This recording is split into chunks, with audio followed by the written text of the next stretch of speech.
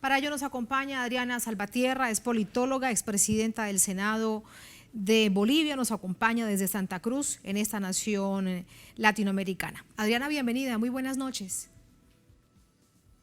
¿Cómo está Tatiana? Muy buenas noches. Un placer a través de Telesur dirigirnos a quienes acompañan la transmisión del programa en nuestra querida Patria Grande. Muchísimas gracias, Adriana. Nos estaba relatando algunos de los aspectos que sin duda revisten de gran peligrosidad que plantea desde Santa Cruz el gobernador Luis Fernando Camacho, una figura visible del golpe de Estado del año 2019. Además de él, con otros sectores dentro del mismo departamento. ¿Cuál es tu apreciación de esto? Mira, creo que es importante resaltar que es un comportamiento que cuando es analizado en términos históricos, la extrema derecha en Santa Cruz ha optado por la violencia ante la ausencia de propuestas democráticas y ante la ausencia de mecanismos democráticos en su propia concepción.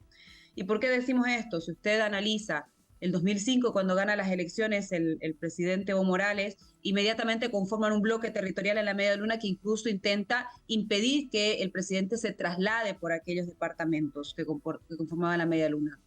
Cuando desafían a un referéndum revocatorio a Evo Morales, quien finalmente vence el referéndum revocatorio el 2008, en agosto del 2008, con el 67%, a los días, al iniciar septiembre, inician movilizaciones, toma de instituciones y van dándose o abriéndose paso a perpetrar la masacre de Porvenir el 11 de septiembre del 2008, a los días. El mismo comportamiento luego de que la nueva constitución política del Estado fuera aprobada en enero del 2009 y promulgada en febrero del 2009. Inmediatamente entre marzo y abril tomamos conocimiento de que grupos armados intentaban promover la separación de determinados departamentos del resto del país, el caso separatismo y terrorismo. Entonces, o incluso cuando asume el presidente Luis Arce, el comportamiento de estos grupos extremadamente violentos fue conformar una célula con apoyo militar por parte del ex ministro de Defensa, Yanine Áñez, eh, quien intentó impedir que Luis Arce asuma la presidencia del Estado en noviembre del 2020. Entonces, esto, cuando es analizado en términos de perspectiva histórica, por supuesto que es un comportamiento recurrentemente antidemocrático. Ahora, Luis Fernando Camacho no está en las mismas condiciones que el 2019. Hoy, ningún gobernador de los otros 8 departamentos acompaña en su posición, ningún alcalde de las ciudades capitales del país acompaña en su posición y tampoco la gran mayoría de los municipios dentro del departamento de Santa Cruz. Es decir, Luis Fernando Camacho está aislado a nivel nacional por la extrema beligerancia de su planteamiento. Y también esto choca, por supuesto, con los intereses de la población, que luego de la crisis sanitaria y del golpe de Estado estamos en pleno proceso de reactivación económica. Entonces, no es ajeno al carácter de los grupos de poder en Santa Cruz el uso de la violencia como mecanismo de mediación política, pero además se encuentran totalmente aislados de lo que piensan, hacen y planifican también el resto de las autoridades del país. Adriana, ¿y quién acompaña entonces para tener tal nivel de envalentonamiento, digo con toda claridad, a Luis Fernando Camacho? Por ejemplo, para tener el arrojo la semana anterior de enviar un decreto donde se derogaba la decisión de que se realice el censo en 2024 para que sea en 2023, para que lo firmara el propio presidente de la República. Bueno, Luis Fernando Camacho siempre apuesta a eso, ¿no? Apuesta a la confrontación, a la tensión política y al desentenderse luego de los resultados de esa tensión política. Porque resulta que Luis Fernando Camacho convoca a un paro cívico y luego dice que si existe violencia en el paro cívico va a ser responsabilidad del gobierno, cuando el gobierno ha enviado autoridades a nivel de rango ministerial para entablar agendas de diálogo, ha abierto espacios de diálogo con los comités interinstitucionales y sin embargo el señor Luis Fernando Camacho ha dicho que no iba a asistir. El señor Luis Fernando Camacho tomó la decisión de no invitar al presidente a los actos del gobierno departamental de Santa Cruz por el aniversario. Entonces, nos encontramos con una recurrente beligerancia que lo único que busca es intentar construir a partir de la cohesión a nivel departamental un mecanismo de tensión política que logre trascender los límites departamentales. Sin embargo, hasta el momento encuentra serias y claras imposibilidades. Sí, Adriana, por parte del gobierno vemos que la apuesta es el diálogo con todos los sectores, incluso con esta extrema derecha.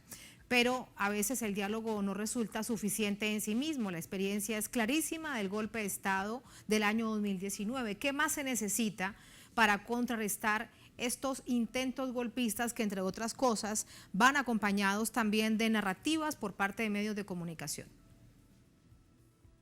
Bueno, considero que además por el comportamiento también histórico del MAS, del movimiento al socialismo, es más diálogo, más democracia y más organización.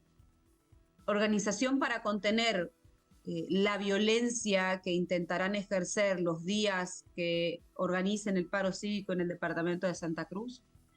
Más democracia porque la apuesta democrática del movimiento al socialismo y de las organizaciones sociales del país, incluso después del golpe de Estado, fue apostar por una salida democrática y realizar nuevamente el proceso electoral y demostrar que el movimiento al socialismo puede vencer democráticamente en un proceso electoral con legitimidad popular. Y por otro lado también diálogo, a las puertas del diálogo no se han cerrado por parte del gobierno nacional. De hecho, ha invitado al gobierno departamental y a los gobiernos municipales a discutir, pero no podemos discutir sobre la base de los caprichos. El censo que se realizará en Bolivia es muy importante porque no solamente es un conteo de los habitantes, sino el análisis cualitativo de sus formas de vida, de las necesidades más urgentes, y eso implicará y aportará los datos para construir en perspectiva los siguientes 10 años de planificación política y pública del Estado. Entonces, es un trabajo que requiere un alto nivel de tecnicismo. Esta posición además también ha sido respaldada por los organismos internacionales, quienes han manifestado que se requiere un mayor tiempo, que es el tiempo que ha estimado el gobierno nacional, para realizar fundamentalmente el proceso de levantamiento cartográfico, que es un paso previo sin el cual no se puede desarrollar un censo de la calidad que requiere el Estado boliviano. Y de allí es que se toma la decisión a nivel nacional de que sea en el año 2024. Adriana, no quiero dejar de preguntar su evaluación acerca de todo y cuánto falta por conocer de cómo se estructuró el golpe de Estado del año 2019 y cuáles fueron, entre otras cosas, sus objetivos que estaban oscuros, pero que poco a poco van saliendo. Se lo pregunto por este juicio que se le sigue en una corte de la Florida al exministro del gobierno de Áñez, al señor Murillo, que además tenía este discurso de odio en contra del movimiento al socialismo, en contra de usted, por ejemplo, figuras claves también dentro del Congreso, de la Asamblea Legislativa, y de todos los pueblos indígenas, aquellos que sentían que les estorbaban, buscaban las distintas formas de eliminarlos también por distintas vías. Bueno, esta figura, este señor, se declara culpable de soborno internacional y de lavado de dineros, porque se hizo rico en menos de un año en el marco de esos oscuros meses para el país. Quiero conocer su apreciación acerca de ello. Yo creo que la declaración de Arturo Murillo de asumir la responsabilidad ante la Corte del Distrito Sur de Florida en Estados Unidos, donde no es un dato menor la aplicación de la extraterritorialidad de la ley penal norteamericana sobre América Latina en particular, pero más allá de eso muestra de cuerpo entero la naturaleza del gobierno de la señora Yanine Áñez, que fue un gobierno de facto en nuestro país, que fue un gobierno que tuvo un carácter ilegal. Fue ilegal la forma en la que asumió y fueron ilegales todas las prácticas posteriores, entre ellas la masacre de Sencate y Sacaba y por supuesto también los hechos de corrupción. Este hecho de corrupción no es un dato menor.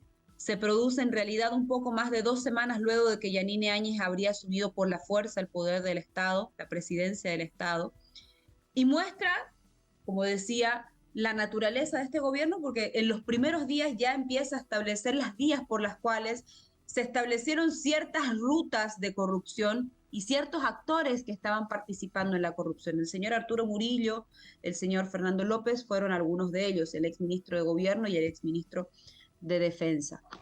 Y también tiene permíteme un preguntarte elemento muy algo, pero importante. esto sucede muy pocos días después de que Yanine Áñez se autoproclama presidenta del país. Antes tendrían que haber pensado ya en este plan, en esa estrategia de cómo generar este nivel de corrupción, cómo enriquecerse en tan poco tiempo. Claro, porque ellos, a ver, ante el gobierno de Yanine Áñez todos sabemos que fue un gobierno que fracasó, no solo por la corrupción, sino también porque fue un gobierno que asumió sin perspectiva de planificación del país, sin proyecto de país. Y cuando asumen sin proyecto de país, entran a administrar lo público con un desconocimiento absoluto de la norma, de los procedimientos administrativos, pero fundamentalmente después eso se muestra en su totalidad con estos hechos de corrupción. La naturaleza del gobierno de Yanine Áñez y el por qué asumió Yanine Áñez el poder fue precisamente la corrupción. O sea, eso es lo que nos muestra la relación que se establece entre un hecho de corrupción a 2 semanas de haber asumido el gobierno. Entraron para eso, entraron para robar. Y para robar intentaron hacerse del poder del Estado de forma ilegal y para sostenerse en el poder del Estado de forma ilegal perpetraron las masacres de Sencati y se acaba con más de 30 muertos en nuestro país. Entonces, allí uno sí puede comprender la totalidad de las cosas, puede cerrar el círculo y comprender todo lo que implicó el golpe de Estado en nuestro país. Un golpe de Estado que sin proyecto político para Bolivia entró para hacerse de recursos públicos en las cuentas personales, para corromperse y para utilizar los recursos públicos en contra del pueblo boliviano a partir de las masacres de Sencati y Sacaba. Esperamos de todas maneras que pronto se dicte la sentencia correspondiente y con esa sentencia correspondiente también se pueda proceder a la extradición del señor Arturo Murillo y también que logre asumir las responsabilidades correspondientes por las masacres perpetradas en nuestro país. Así mismo es, que así sea. Adriana, muchísimas gracias, un gusto escucharla. Muy buenas noches.